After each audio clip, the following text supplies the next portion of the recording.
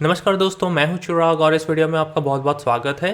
तो दोस्तों, आज मैं एक नई ट्यूटोरियल सीरीज़ स्टार्ट करने जा रहा हूं। तो ये ट्यूटोरियल सीरीज़ जैसे कि आप स्क्रीन पे देख सकते हो अमेज़ॉन एपीआई गेटवे पे है। तो इस ट्यूटोरियल सीरीज़ में मोस्टली हम प्रैक्टिकल्स कवर करेंगे। तो Amazon API gateway tutorial series के पार्ट 1 में मैं आपका बहुत बहुत स्वागत करता हूं। तो चलिए शुरू करते हैं। तो बेसिकली एपीआई क्या है? तो एपीआई एक एप्लीकेशन प्रोग्रामिंग इंटरफेस है जो HTTP रिक्वेस्ट जैसे कि गेट, पुट, पोस्ट, डिलीट जैसी मेथड्स का यूज़ करती है डेटा मैनिपुलेशन के लिए। ठीक है, तो जैसे कि एक एग्जांपल ले सकते हैं हम लोग। जैसे हमारे पास एक मोबाइल या फिर वेब एप्लीकेशन है और दूसरे एंड पे हमारे पास एक बैकएंड डिप्लॉयड है जहाँ पे हमारा सारा डेटा स्टोर्ड है। ठीक है, तो हम फ्रंट एंड या फिर मोबाइल एप्लीकेशन या फिर वेब एप्लीकेशन में वो डेटा कैसे फैच कर सकते हैं? तो बेसिकली इन दोनों को कनेक्ट करने के लिए हम एपीआई का यूज़ कर सकते हैं। जैसे कि आप यहाँ पे डायग्राम में देख सकते हैं कि यहाँ पे एक वेब एप्लीकेशन, मोबाइल एप्लीकेशन है या फिर आईओटी डिवाइस है या फिर कनेक्टेड यूज़र से स्ट्रीमिंग डैशबोर्ड है। तो ये बेसिकली फ्रंट एंड यूटिलिटीज़ या फिर फ्रंट एंड एप्लीकेशंस हो गई। और राइट साइड पे हमारे पास सारा कुछ बैक एंड है जहाँ पे हमारा बिजनेस लॉजिक, डेटाबेस सब रिसाइड करता है। तो ये दोनों कंपोनेंट को कनेक्ट करने के लिए हम एपीआई गेटवे यूज़ कर सकते हैं। ठीक है, तो basically API gateway back and को एक्सपोज करता है ताकि front end request and response के फॉर्मेट में डेटा गेट और पोस्ट कर पाए। तो ये इसका एक बेसिकली छोटा सा एग्जांपल था एपीआई के लिए। ठीक है, तो अब हम मूव ऑन करते हैं AWS मैनेजमेंट कंसोल पे। तो यहाँ पे हम आज इस वीडियो में और इस ट्यूटोरियल में एपीआई एंड पॉइंट क्रिएट करेंगे। तो सबसे पहले आपको एपीआई गेटवे पे रिडायरेक्ट करना है। तो आप सर्विसेज पे क्लिक करके एपीआई सर्च कर लो और एपीआई गेटवे पे क्लिक करना है। तो ये आपको एपीआई गेटवे सर्विस पे रिडायरेक्ट करेगा। और जैसे ही आप एपीआई गेटवे के कंसोल में आ जाते हो तो आपको लेफ्ट पैनल से एपीआईज पे क्लिक करना है और आपको टॉप राइट कॉर्नर पे क्रिएट एपीआई के बटन पे क्लिक करना है। तो यहाँ पे हमारे पास काफ़ी सारे ऑप्शन है जैसे कि HTTP API, WebSocket API, REST API and REST API private. ठीक है, तो इन सब ऑप्शन में से हम सिलेक्ट करेंगे REST API। तो उसके लिए आपको बिल्ड पे क्लिक करना है। तो बिल्ड पे क्लिक करने के बाद वो हमको एक दूसरी स्क्रीन पर रीडायरेक्ट करेगा जहाँ पे हमको एपीआई का नाम वगैरह देना है। ठीक है, तो यहाँ पे हमसे पूछ रहा है चूज़ द प्रोटोकॉल। तो यहाँ पे हमारे पास दो ऑप्शन है, REST API and WebSocket API।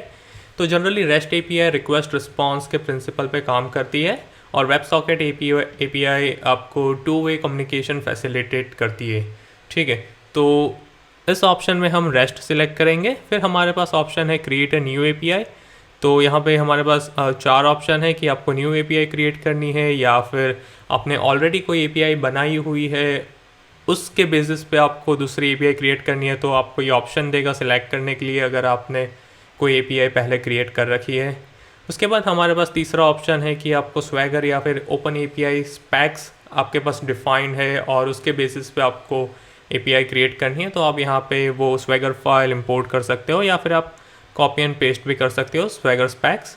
ठीक है, और फाइनली हमारे पास फोर्थ ऑप्शन है एग्जाम्पल एपीआई। तो ये बेसिकली हमारे लिए कुछ डमी रिसोर्सेज, मेथड्स वगैरह क्रिएट करेगा जो कि पैट स्टोर के रिलेटेड होगा।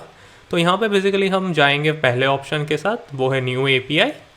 ठीक है, फिर सेटिंग्स में हमारे पास वो एपीआई नेम पूछ रहा है तो हम क्रिएट कर लेते हैं।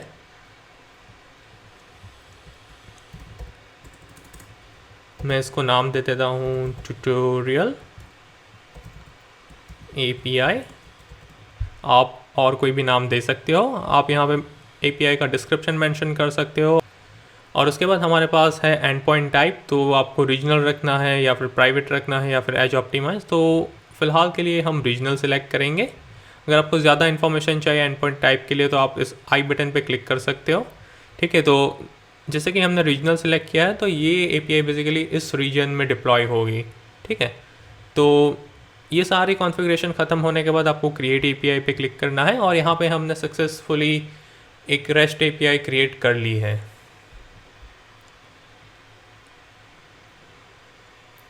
और जैसे कि मैंने आपको पहले भी बताया कि अगर हमको फ्रंट एंड पे डेटा फैच या फिर फ्रंट एंड से डेटा स्टोर करवाना है, जैसे कि पोस्ट एंड गेट रिक्वेस्ट करनी है बैक एंड पे, तो हम REST API यूज़ कर सकते हैं। ठीक है, तो ये आपका API एंड पॉइंट का कंसोल रहेगा। तो यहाँ पे आप API का नाम देख सकते हो, ट्यूटोरियल API। उसके बाद हमारे पास काफ़ी सारे ऑप्शन हैं, जैसे कि रिसोर्सेज हो गए, स्टेजेस हो गए। तो रिसोर्सेज एंड स्टेजेस मैं अगले ट्यूटोरियल में कवर करूँगा 1 by 1। ठीक है, तो हम ऑथोराइजर्स पे एक बार रिडायरेक्ट करते हैं। तो ऑथोराइज़र बेसिकली ऑथेंटिकेशन के लिए आप यूज़ कर सकते हो। तो ये बेसिकली हमको दो ऑप्शन देता है, जैसे कि अमेज़ॉन कोग्निटो यूज़र पुल, या फिर आप कोई कस्टम लॉजिक लिखना चाहते हो ऑथराइजेशन के लिए, तो आप लैम्बडा फंक्शन में अपना कस्टमाइज्ड ऑथेंटिकेशन कोड लिख सकते हो। ठीक है, उसके बाद हमारे पास गेटवे रिस्पॉन्सेस है। तो gateway responses basically error codes बोल सकते हो, जैसे कि एक्सेस डिनाइड हो गया तो उसका रिस्पॉन्स स्टेटस कोड है 403। और अगर आपको इन सब कोड्स को कुछ कॉन्फ़िगर करना है तो आप इस एडिट बटन पे क्लिक करके कॉन्फ़िगर कर सकते हो। ठीक है, उसके बाद हमारे पास है मॉडल्स। तो मॉडल्स बेसिकली रिक्वेस्ट या फिर रिस्पॉन्स के पेलोड का डेटा स्ट्रक्चर रिप्रेजेंट करता है। जैसे कि हम यहाँ पे एम्प्टी डिफ़ाइन कर रखा है, तो ये बेसिकली एक डेटा स्ट्रक्चर डिफ़ाइन कर रहा है, एम्प्टी स्कीमा। उसके बाद एरर है। तो अगर आपको कस्टमाइज डेटा स्ट्रक्चर डिफ़ाइन करना है रिक्वेस्ट या फिर रिस्पॉन्स के लिए, तो आप यहाँ पे मॉडल्स में आके मॉडल स्कीमा डिफ़ाइन कर सकते हैं। उसके बाद हमारे पास है रिसोर्स पॉलिसी।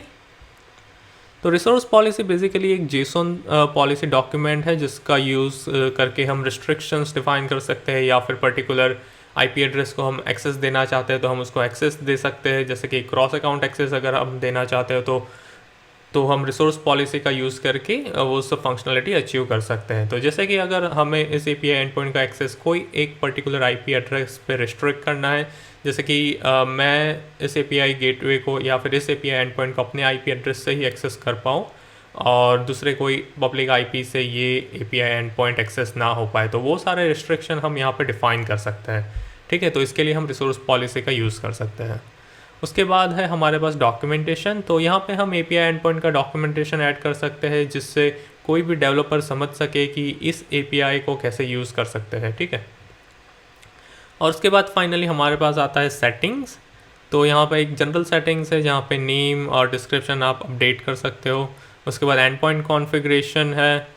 तो ये बेसिकली हमने API क्रिएशन के टाइम पे सिलेक्ट किया था, वो है रीजनल। अगर आपको चेंज करना है तो आप यहाँ पे आके चेंज कर सकते हो। उसके बाद हमारे पास API की सोर्स है। अगर हम इस API को कॉल करने के टाइम पे हम API की पास कर रहे हैं तो वो किस फॉर्म में आएगी, जैसे कि वाया हेडर आएगी या फिर वाया ऑथोराइज़र आएगी, तो यहाँ पे आप वो कॉन्फ़िगर कर सकते हो। उसके बाद हमारे पास है कंटेंट एनकोडिंग। तो जैसे कि अगर हम इसको इनेबल करते हैं तो जैसे रिस्पांस भेजने से पहले कंटेंट एनकोडिंग API क्लाइंट को रिक्वेस्ट कंटेंट को कॉम्प्रेस करने की परमिशन देता है। ठीक है, बेस्ड ऑन एक्सेप्ट हेडर्स जो भी पास किए हुए हैं, तो वो बेसिकली आपका कंटेंट एनकोडिंग हो जाता है। उसके बाद है बाइनरी मीडिया टाइप्स। तो ये ऑप्शन हम बाइनरी सपोर्ट के लिए यूज़ करते हैं।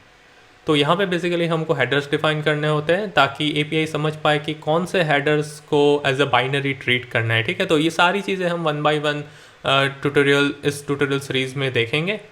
ठीक है, तो फ़िलहाल के लिए मैंने रिसोर्सेज एंड स्टेजेस स्किप किया है। तो अगर आपको एक ओवरऑल आइडिया रिसोर्स का देना चाहूँ तो बेसिकली जैसे आपको कुछ ऐड करना है तो आप यहाँ पे जाके /ऐड करके एक रिसोर्स बना सकते हैं। फिर कुछ डिलीट करना है तो /डिलीट करके एक रिसोर्स बना सकते हैं, और ईच रिसोर्स के अंदर आप रिलेवेंट मेथड्स डिफाइन कर सकते हैं। ठीक है, और ये सारे कॉन्फ़िगरेशन होने के बाद आपको इस API को डिप्लॉय करना रहता है।